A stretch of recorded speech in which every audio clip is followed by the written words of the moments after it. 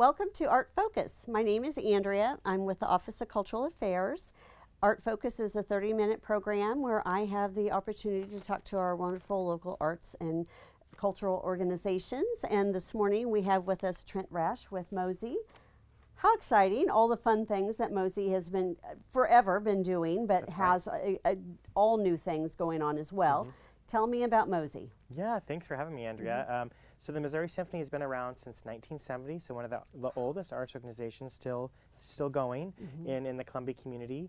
And you know, we really exist, and our mission is to really bring symphonic music to our community, whether that's through music education, through professional performances, through kind of diverse experiences. We just try to make it accessible to everyone who wants to enjoy it. I love that. In fact, unfortunately I missed it, but Preludes in the Pub is an event that you guys are doing, and I love that opportunity for people to come just listen to some music and enjoy company with their friends at a pub. So tell us about that program and how.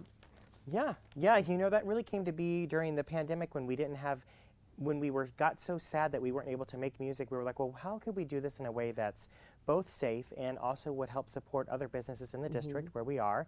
And we're like, well, what about, you know, there's some rooftop bars or some outdoor spaces. What if we just did some happy hours on a slow night and brought some music to where people are? So we started off with Logboat, I think Gunter Hans and Prest, and played in either our courtyard or on their roof or in their, you know, their grassy area, and just brought different groups, string quartets, brass quintets, percussion ensembles, and it's just really taken off from it as quite a following. So we've expanded now. We also play indoors, but it's a free event. People come, they just patronize the business that they're at, but we provide all the musicians and they just get to experience music in kind of a very informal, casual setting. Well, and then you're introducing yourself to them if they are not aware of MOSY and the opportunities that are available to them to come listen to some great music over the course of the year. So that's a wonderful opportunity. Good marketing. Absolutely, yeah, it absolutely is. It's a great way to engage with the community and talk about other things that we have coming up. Right. So tell me, what are some other things coming up? Yeah, so the most exciting thing is our 2024 Firefly Music Festival. That will kick off on June 22nd. We have 5 amazing large ensemble concerts. We have 2 chamber concerts that are back that feature the musicians in a more intimate setting. And then we'll have a really fun wrap party at the Industry at the Tiger Hotel on the night of the final concert on July 13th. A wrap party? Yeah, a wrap party. party. Oh, wow. That sounds fun. Yeah, music and food and just celebrating the end of the festival. Yeah, that's fantastic. So it seems like you've been partnering with a lot of different organizations. Is that something that you all like to do? Absolutely. We feel collaboration is so important. You know, we've collaborated many times with the Columbia Chorale, with Merrick Dance. We have new partnerships with the Boys and Girls Club.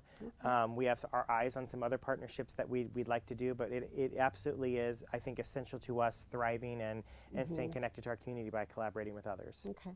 So if I was a younger student and wanted to maybe get involved with music in some way, is there opportunities through MOSY for me to do that? Absolutely. We have our Missouri Symphony Conservatory that's really open from students from about 3rd grade all the way through high school.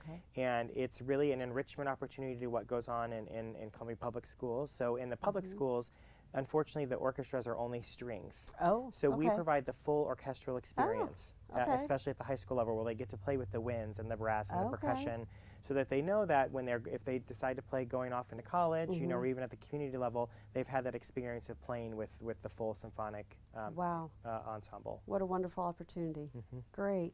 So tell me about Mr. MOSY.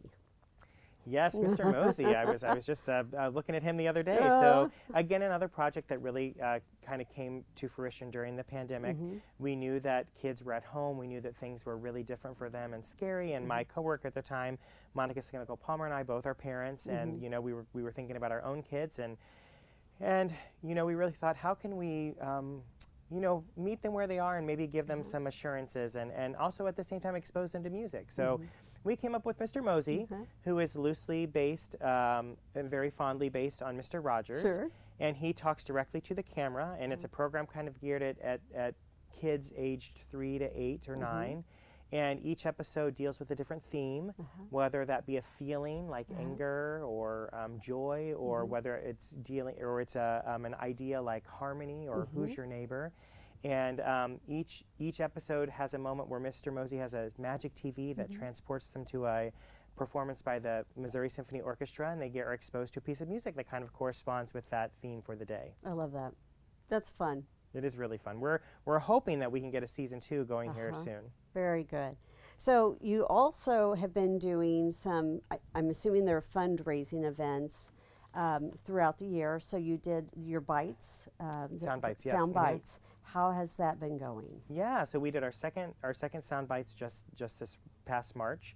It's a great event. Where it's really where the elevation of where music and food meet. So we have kind of a 3 or 4 course meal that's paired with music, and this year it was where jazz meets Baroque. So we actually had a jazz trio as well.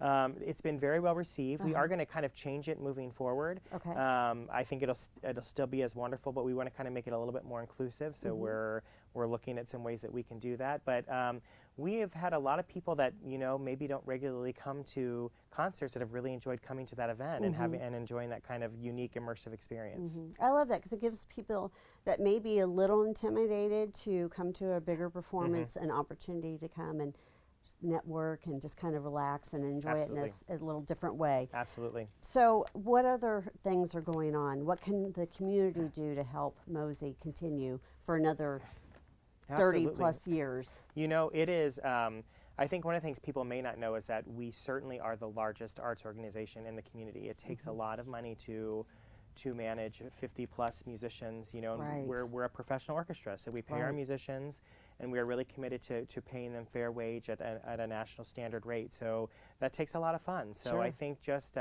showing up, whether that's coming to concerts, whether that's making an annual donation, we whether that's volunteering, we love people's gift of time. All those things really help us to make sure we can keep the music playing here in Columbia. I know I've helped with ticket taking and escorting people to their seats, and that's always been fun.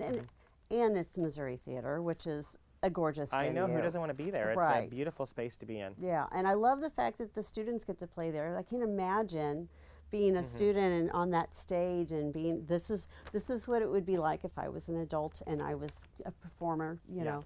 It's really special, both for the conservatory students, and we also do an annual piano showcase, and all the little people get to wear their lovely, little dresses and tuxes and play on that grand piano, which is, I'm sure, memories that last a lifetime. You know it, absolutely. So, on a side note, it sounds like you have some things up your sleeve that you've been doing, your collaborations with Audra Sorgel. So tell me about this new wonderful thing that you have happening. Yeah, so actually this is a 10-year in the making process. Wow. 10 years ago, we embarked on writing a musical. Audra had some songs that she had done in a sort of song cycle, and she's like, I think there could be a story here. Would you help me? I said, sure. So we started to write. This was in 2014. And then she said, well, I'm going to just, put this out there and submit it to some things. And one of the things she submitted it to was the Chicago New Musical Theater Festival, and it got accepted. Oh!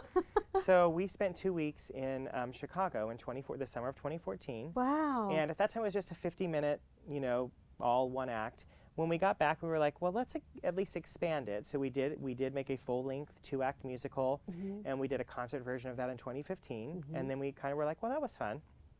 Kind of put it on a shelf. And then in 2022, Rashara Knight, the artistic director of Talking Horse Productions, who had been a part of actually the 2015 version, she said, you all need to see this fully realized. It needs to be on the stage. We want to produce it here at Talking Horse. Wow. So we had a few sessions with other writers and actors. And then in October of 2023, we had a concert version again with some rewrites, got feedback from everybody who attended, and finally submitted the final version in December of that year. And auditions were held in January of 24, and the show is opening. And here we are tonight for 3 weekends. Yeah, and it's fully costumed, full lights. 12 actors. It's got a pit of guitar, bass, drums, and piano. So here we are. It's really happening. Can you believe it? It is honestly a bit surreal. And I don't know. I got to thinking. I don't know how often a new musical premieres in Columbia. Right. It seems pretty historical. Right. In many ways. Absolutely. Absolutely. Well, I look forward. So where can we see this? Yeah, so this is at Talking Horse At Productions Talking Horse, at their Black Box Theater. It runs April 19th through May the 4th, I believe. So it's 3 weekends. First weekend Friday through Sunday, and the next 2 weekends Thursday through Sunday. Okay. And the Sundays are matinee performances. Okay. So we can find tickets by going to Talking Horse? Talking Horse's website. Okay, wonderful. So much going on. I don't know how you have time to sleep. Hardly. Hardly? Yeah. Sleep's underrated, Yeah. right? Well, we appreciate everything that your organization and that you have been doing for the community, just to expose people to the wonderful world of music and symphonic music, and to be able to see a live performance like that is so, not everybody has that opportunity, and we're really lucky that it's here in our backyard. We absolutely are. A community of our size Yes. normally does not have a professional orchestra. It is truly a gift Yes. to Columbia. Yes. Absolutely. So hopefully people will take advantage of that. Go see these things. Thank you again for everything. Thank you.